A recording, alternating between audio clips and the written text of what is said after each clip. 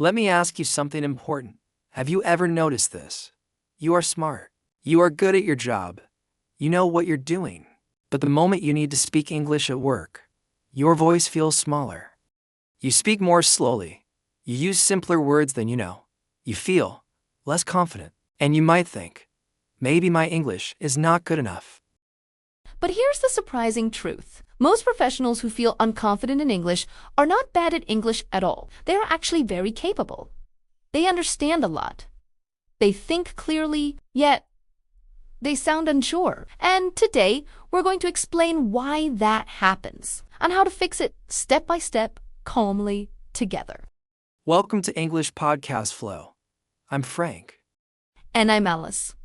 This podcast is not about perfect grammar. It's not about fast speaking. And it's definitely not about pressure. It's about helping smart people sound as confident in English as they already are in real life. Before we continue, we want to say something very clearly. You do not need to live in an English-speaking country. You do not need to sound like a native speaker. You do not need to be perfect. You are not behind. You are not bad at languages. And you are not alone. Millions of professionals around the world use English every day and feel the same fear you feel. Fear of sounding stupid. Fear of making mistakes. Fear of being judged. But here's something interesting. Native speakers don't speak perfect English either. They pause, they restart sentences, they use simple words. Confidence does not come from perfect English. Confidence comes from something else. And today, we're going to uncover that. Let's talk about the real problem. Most learners believe the problem is vocabulary. They say, I need more words. I don't know enough expressions. My grammar is weak. But that's not the real issue.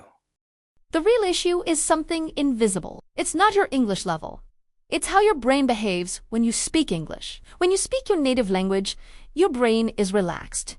Ideas flow. Your voice feels natural. You don't think about rules. But when you speak English, your brain goes into control mode. It checks every word. It translates. It judges. And that creates tension.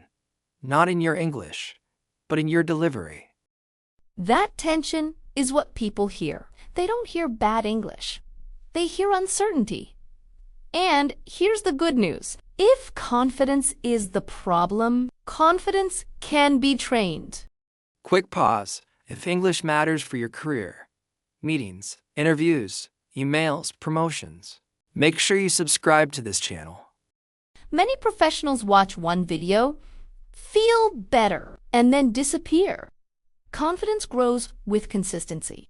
Subscribe now and turn on notifications so you don't lose your progress.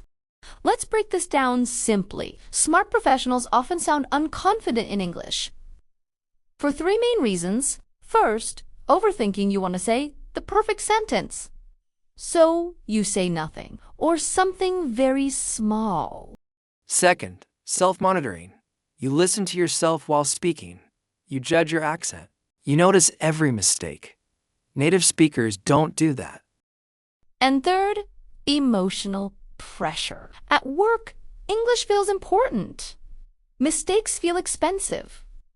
So your brain says, be careful, but careful speaking often sounds unsure. Confidence, ironically, comes from less control, not more. And that's what we're going to practice today. Let's practice something together. We're going to use a simple structure that confident speakers use all the time. It's called a soft opener. Instead of starting strong and risky, you start calm and safe. For example, instead of, I think the project will be delayed because of technical issues. You say, from what I see, the project might need more time. Notice what happens. The words are simpler. The pressure is lower. The confidence is higher. Let's practice together. Repeat after me, slowly, from what I see. This could be a good solution. Again, from what I see. This could be a good solution. This structure does something powerful. It gives you time. It protects you emotionally. And it sounds professional. Now, let's slow this down even more. This part is not about learning new English. It's about using the English you already have, but in a way that feels safe. Think of this as confidence training, not language training.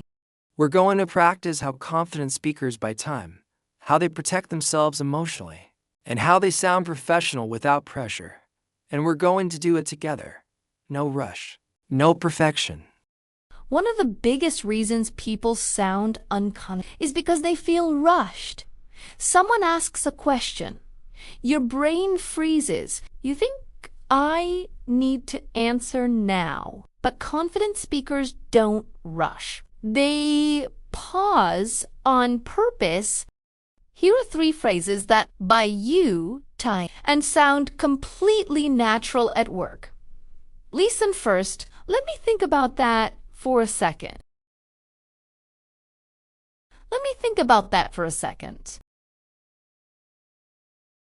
Notice how calm that sounds. You're not saying I don't know. You're saying I'm thinking. Now repeat with us. Let me think about that for a second.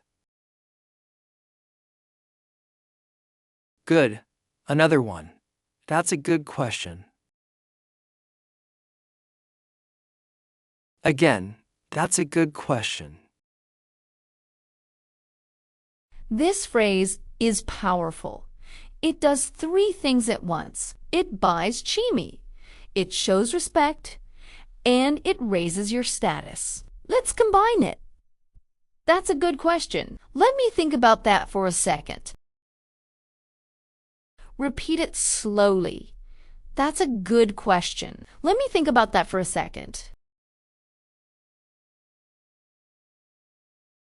Excellent. Now let's talk about something important. Many learners try to sound strong in English, but strong English often sounds aggressive or risky. Professional English is usually soft. Soft does not mean weak. Soft means flexible. Let's look at an example. Strong, risky sentence. This is the best solution. Soft, professional version. I think this could be a good solution. Listen again. I think this could be a good solution. Now, repeat. I think this could be a good solution. Good. Words like could, might, I think, from my perspective, are not mistakes. They are tools. They protect you. Let's practice a few. Repeat after me from my perspective. This might work well. Again, from my perspective. This might work well. Here's a secret. You don't need to be sure to sound confident. You just need a structure. Let's practice one.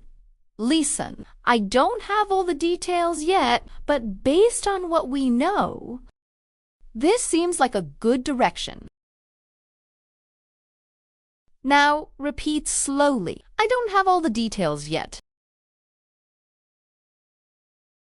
But based on what we know,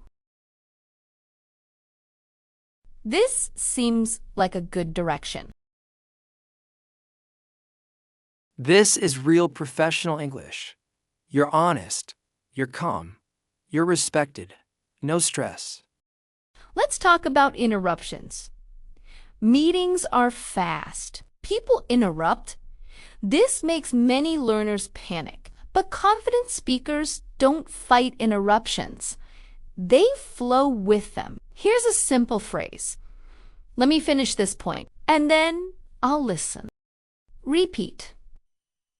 Let me finish this point, and then I'll listen. Gid. Another one, just to finish my thought. Repeat. Just to finish my thought. These phrases are polite, professional, and very powerful. You don't need to speak faster. You just need the right words. Many learners start sentences well, but end them quietly. Confidence drops at the end. Let's fix that. We're going to practice strong.com endings. Listen, and that's why I think this is important. Repeat. And that's why I think this is important.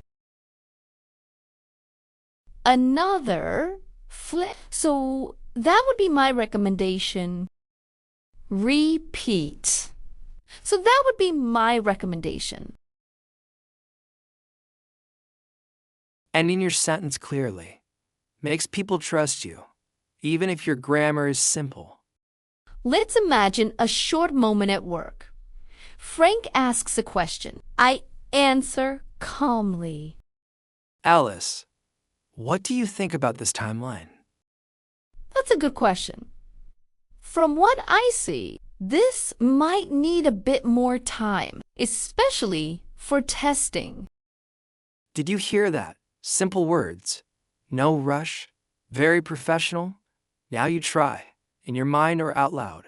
Imagine someone asking you a question at work. Use this structure. That's a good question. From what I see. Jeed, if this feels easier than you expected, that's important. It means your English was never the problem. Confidence is not about knowing more. It's about trusting what you already know and letting yourself speak without fear. Take a moment. Ask yourself quietly, which phrase felt safest for you today? There's no right answer. Just notice it. That phrase is your confidence anchor. Use it this week. As we're getting closer to the end of this episode, we're going to remind you of something powerful. You are already further than you think, and your English is already working. Here's something we want you to remember. If you understand meetings, if you understand emails, if you understand this podcast, your English is already working. Confidence is not a future reward. It's a skill you practice now. You don't need new English. You need new habits, speaking calmly using safe structures, allowing yourself to pause. That's professional English. Before we finish, let's do something important together. Go to the comments right now. Write one situation at work where English makes you nervous. A meeting, a presentation, a phone call. When you write it, you're not admitting weakness. You're joining a community. We read the comments. Others read them too. And tomorrow's episode will help you with exactly those situations. Thank you for spending this time with us. Keep practicing, keep that English flowing. We'll see you tomorrow. Remember, you're not bad at English. You're just learning to sound like yourself again. Thanks for being here and take care.